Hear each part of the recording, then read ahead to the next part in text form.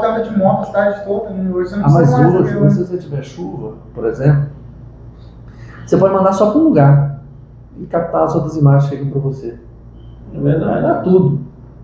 Por exemplo, antigamente se acontecia um negócio bem pesado, você tinha que ir lá no interior, fazer, captar a imagem, voltar de carro, às vezes você demorava, né, mais de um dia. Hoje o cara, se aconteceu lá, os caras vão te mandando imagem, você pode até mandar um repórter para lá. Mas aconteceu lá, você recebe agora. Recebe A agora. globalização, né? Doido. A tecnologia é Bom incrível. demais, É incrível, é incrível. Queria que nós dava gravar isso aqui com um equipamento tão pequeno, reduzido e acessível. Né? Porque antigamente você ia comprar uma câmera profissional, não é de louco. Hoje você faz tudo com celular. É verdade. E você já imaginou mudar não de profissão, mas de ramo? Igual eu vejo muitos jornalistas, um exemplo, Fátima Bernardes, hoje ela não faz mais um programa jornalístico, né? Hoje é mais entretenimento. Isso. Você já imaginou fazer isso? Não, assim, eu nunca trabalhei com essa hipótese, não. Até porque eu gosto de fazer jornalismo. Hoje, assim, eu adaptei a minha vida com vários trabalhos com um tempo menor de ocupação. Né? Então eu levanto cedo, bem de madrugada, na difusora o programa começa ao vivo 6h15, né? Então tem que estar lá bem antes. Então das 6h15 até as 8h estou na rádio. Né? Depois, por exemplo, eu estou aqui na secretaria, aí da meio-dia a 1h eu estou na Band, aí volto para cá, depois tem das 6 às 7 eu estou no programa nacional da TV Pai Eterno, aí só que abrir um leque para mim fazer atuar de forma publicitária. Então eu tenho parceiros no Instagram e gravo comercial para colégios, empresas, assim. E antes você não tinha, porque geralmente quando o contrato é jornalístico, eles não liberam, né? Depende, assim, por exemplo, quando eu fui negociar com essas pessoas hoje, foi uma das condições que eu coloquei. Eu gravo e eu faço cerimonial, eu gravo campanhas publicitárias. Então isso tudo eu faço hoje. Então você está em 2 redes de televisão, né? Eu estou em duas televisões e assim, é outra coisa rara, né? Normalmente é difícil você ter um profissional em duas. É por isso que eu até comentei com você, mano. Porque geralmente o contrato não aceitava nem você dar entrevista, né, para outra televisão. Né? Hoje o seu nome te proporcionou, né? Vai ter esse leque de... Lembra daquele negócio da máquina? Né? Você pode depois fazer isso. Então, assim, para mim é melhor. Do ponto de eu trabalho mais, porém eu não fico preso. Engessado, né? E também tem mais visibilidade, né? Você está atuando em vários segmentos, né? Por mais que é o mesmo, mas são públicos diferentes. São públicos diferentes, são veículos diferentes. Eu gosto muito de rádio, voltei a fazer rádio é muito interessante. E o seu jornalismo sempre foi um jornalismo mais tranquilo, né? Não é aquele pesado, né? Eu gosto muito da área social. Não é policial, né? O jornalismo sempre foi mais social. Hoje você tem que ter notícias policiais, mas não pode ser só. Tem que ter, igual você acabou de falar, a área social também é muito bom, né? Muito bom. A área social é fantástico, né? Você poder ajudar alguém, né? A área de serviço, você trabalhar com informação que é útil para a pessoa. E assim, eu já fiz campanhas de arrecadação de brinquedos em época de Natal durante muitos anos. A gente já chegou a arrecadar 250 mil brinquedos com uma campanha. Nossa. Muita coisa. Então, assim, quando você já consegue... fez Teleton também. Teleton, 18 anos.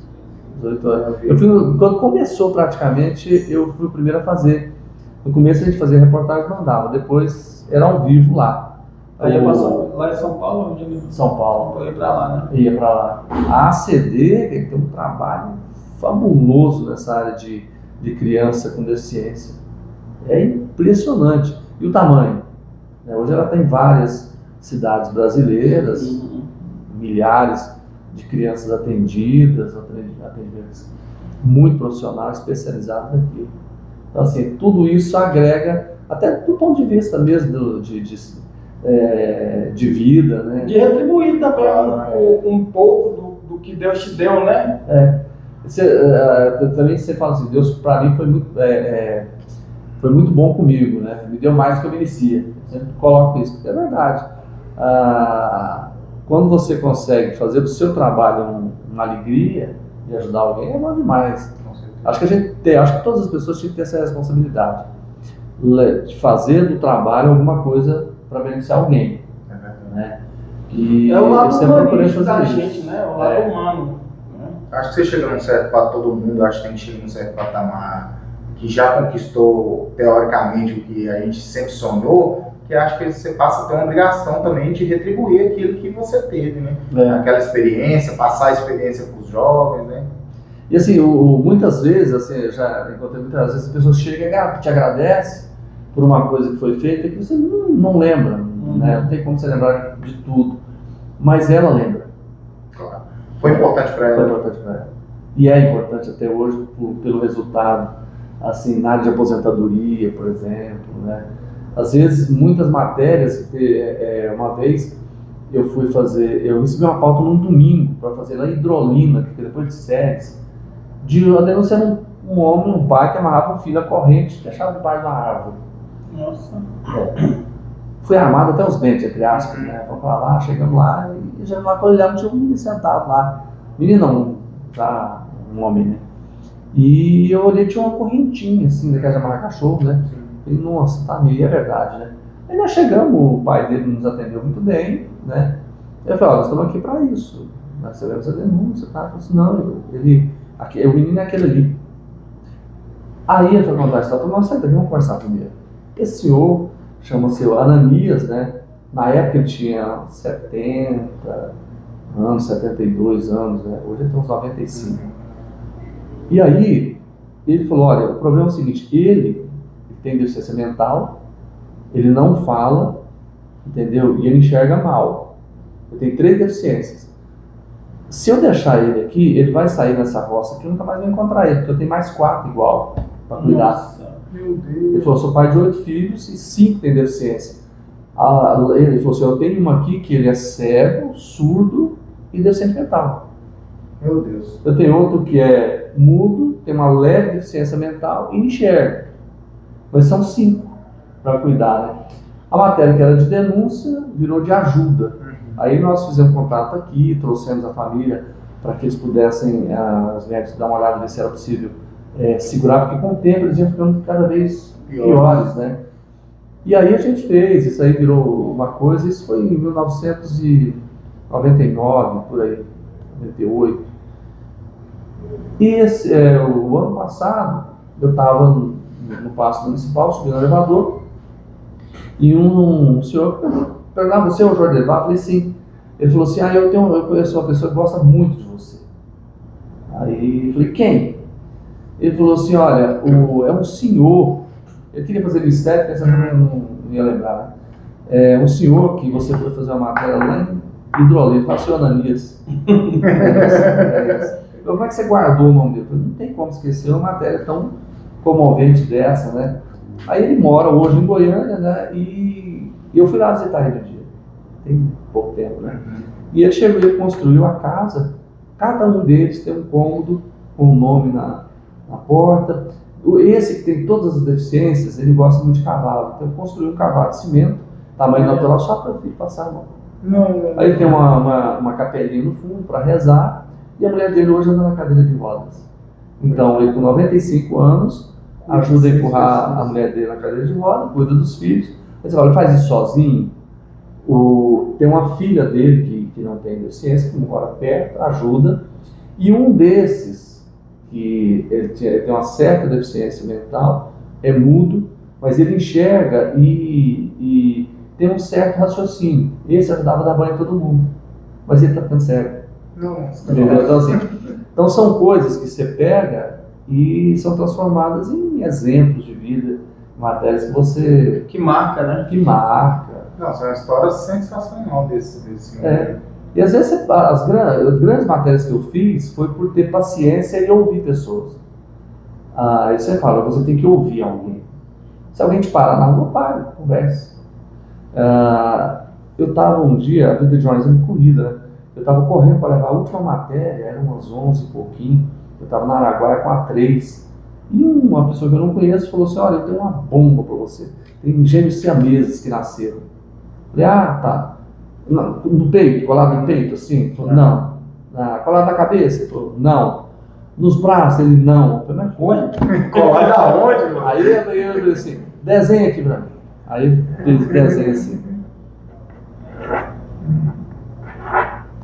Um corpo e 2 cabeças de cada lado. Corpo só. Nossa. Meu Deus. Eu olhei assim, cara, eu tô com uma bomba na minha mão. Aí eu falei assim, onde que é? Ele falou, não, é em Santo Antônio. Eu falei, vou lá. Não, a família não quer. Eu falei, mas me dá o endereço. Aí tal, ele deu um cara super gente, botei o endereço, eu peguei meu carro, o meu cinegrafista tirou o colete, eu tirei a gravata. Na mesma hora? Não, foi no outro dia. Eu cheguei a pedir autorização pro meu chefe, né? E aí eu fui lá. Aí cheguei lá, realmente era daquilo, era isso aqui, né? Tinha 4 braços e 3 pernas, Nossa. colado, dinheiro assim. E a família não queria nem saber. Aí eu conversei com ela um bom tempo, umas 2 horas, falei pra ela assim, imagina essas crianças com 18 anos. Como que vai cuidar? Como é que a senhora vai cuidar? Como é que a senhora vai dar banho? Como é que vai ser a vida? Eu não vou estudar? Dificuldades Não vão casar, não vão ter vida, não vão ter nada. Aí eu falei assim, eu não sei se tem como separar. Ninguém, aqui no Centro não tinha feito nenhuma cirurgia de separação de gêmeos siameses. Ela falou assim, mas a gente pode, e ela é pobre, a gente pode pedir ajuda e pode pedir um médico para avaliar ver se existe uma solução para isso. E aí fizemos, foi uma matéria exclusiva e nós colocamos, aí um médico se dispôs a fazer, e foi a primeira cirurgia de separação de siameses realizada no Centro-Oeste, foi o Dr. Zacarias Calil, que na época até então era desconhecido, e aí a partir daí... E hoje é referência. Não, hoje é referência. É referência. O pessoal vem de então, assim, fora. a minha reportagem, a nossa reportagem, abriu as portas para uma coisa que virou referência no mundo, né? Porque eu até Discovery Channel já fez matéria sobre esse trabalho. É, o pessoal vem de fora para aprender, né? Com as Exatamente. técnicas que eles usaram aqui, né? Isso que eu acho que deve ser muito prazeroso nessa profissão, saber que através de você, da sua insistência, persistência, conseguiu mudar um patamar, né? Porque você mudou um patamar de algo que ninguém nunca tinha feito e hoje é uma referência para o mundo inteiro, né? Então assim, por quê? Porque eu tive a paciência de ouvir. Se eu deixasse passar as partes, estou com pressa, não teria pego. E também ter a humildade de explicar, né, para aquela família que seria muito difícil, né? Porque a pessoa às vezes chega lá, não quer não, vamos embora, também não tem aquela humanidade de explicar que seria muito difícil. Então, por exemplo, uma das coisas que eu também tenho orgulho de ter feito foi assim, a Romaria do Divino Pai Eterno é uma das maiores do Brasil, né? Recebe lá 3 milhões de pessoas. É verdade. E nós temos são 15 ou 16 clipes com artistas, com uma música que é composta lá, que é o Hino do Romeiro. Então lá, o que chama Romaria, levantei cedo, juntei a boiada, né?